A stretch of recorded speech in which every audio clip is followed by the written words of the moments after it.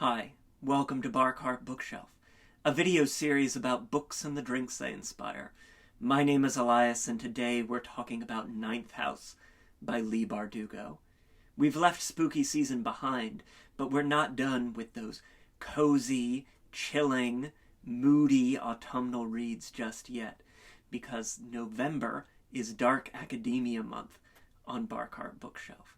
All month long, we'll be coming at you with cocktails and mocktails inspired by novels set at universities both real and historical and entirely fictional.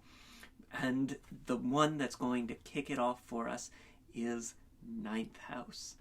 Ninth House is the story of Alex Galaxy Stern, a young woman who sees ghosts, and so continues our meta theme of Undead Girl Autumn. We've had vampires, we've had necromancers, and now we've got a medium. And Alex, has this ability to see the ghosts, these greys, that serves her in good stead when she's recruited to become a freshman at a very real college and university institution, Yale, in New Haven, Connecticut, as an administrator, a student administrator for the secret societies on campus. These real-world institutions, like most famously Skull and Bone, which boasts among its memberships both John Kerry and George W. Bush, and in the world of Ninth House, practices divination by the reading of entrails. And so we find ourselves in the sort of borderlands of the fantastical and the historical, and drawn into a world of elite privilege and murder and mystery and some really spectacular magic. And so, of course, it's a great book to kick off our Dark Academia sort of special theme, because it hits so many of those classic tropes of the subgenre and really drives them in a remarkable way. It's a book that, for all I have perhaps some mixed feelings about, I think about a lot. It is not necessarily my favorite book, but it is one that is often on my mind, and that's a feature that I think really recommends Ninth House. And I find myself very eager for the long-awaited sequel to Ninth House, Hellbent, that will be arriving early next year in 2023. And so, of course, we had to have a drink inspired by the book. And without any further ado, why don't we turn to today's drink? This is Hiram's Crucible, inspired by Ninth House. It is a shaken cocktail. And we're going to start with 1.5 ounces of brandy.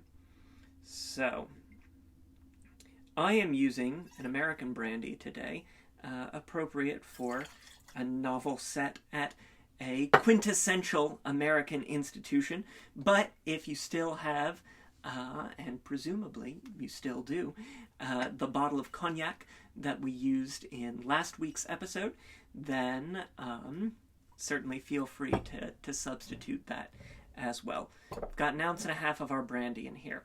Next, we're going to sweeten things up a little bit with 3/4 ounce of honey syrup. That's equal parts honey and water. Excellent. And then one of our really special ingredients. I actually first thought of this cocktail the first time that I read Ninth House, back when it came out at the end of 2019, but I could not get my hands on the key ingredient, which is this one right here, goat's milk.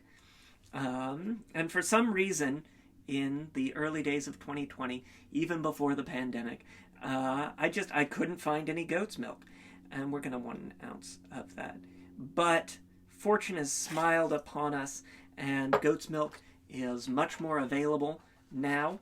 And so we are able to make our Hiram's Crucible for Ninth House with truly the proper dairy ingredient. Goat's milk is used in the novel for its sort of magical properties.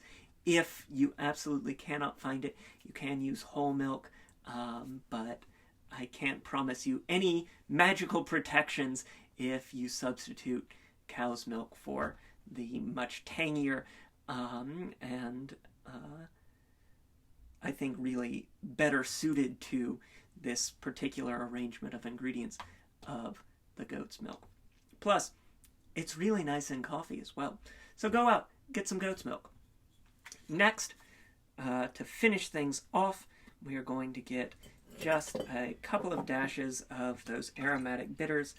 Again, this dark academia, it really ties into these historical institutions, and in the world of cocktails, in the world of bitters, nothing's more an institution than our old friend Angostura, bringing those baking spice notes that are really nice for fall and winter.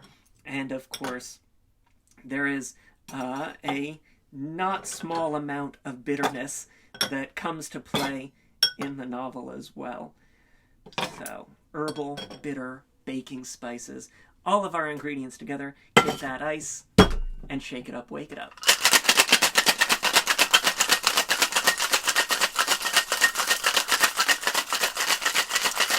There we go. Got that chilled down. Give it a good stout tap to open it up.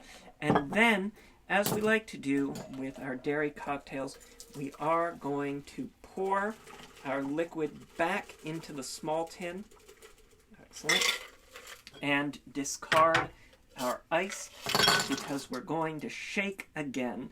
Do the reverse dry shake just to really get that nice and frothy and foamy, which is nice for when you've got these sorts of dairy cocktails. So you're going to want to shake that another 10 or so, 15 seconds. It really depends on how much shaking you want to do. But we'll get that nice and frothy. I can hear it foaming in there.